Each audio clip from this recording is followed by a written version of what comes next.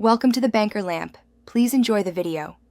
In this video, I will explain how to make delicious gravy without any broth. You'll learn to transform simple ingredients into a rich, flavorful sauce perfect for any meal. We'll focus on using pan drippings or a fat like butter, combined with flour to create a foundational roux.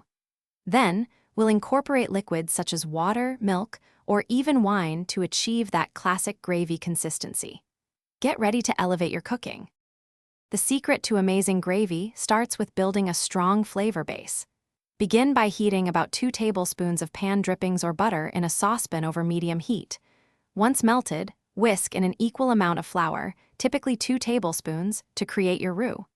Cook this mixture for 1 to 2 minutes, stirring constantly, until it reaches a light golden color. This step is crucial for developing a deep, nutty flavor. Now it's time to achieve that perfect, smooth gravy consistency. Slowly pour in about 1 cup of your chosen liquid, whether it's water, milk, or even a bit of wine, while continuously whisking. This constant motion is key to preventing any lumps from forming. Bring the mixture to a gentle simmer and let it cook for 5 to 7 minutes, or until it thickens to your desired consistency. Keep whisking occasionally to ensure it stays smooth. To truly elevate your gravy, don't forget to season it generously. Add salt, freshly ground black pepper, and your favorite dried herbs like thyme or sage to taste. For an extra layer of umami, consider a dash of soy sauce or Worcestershire sauce. It makes a big difference.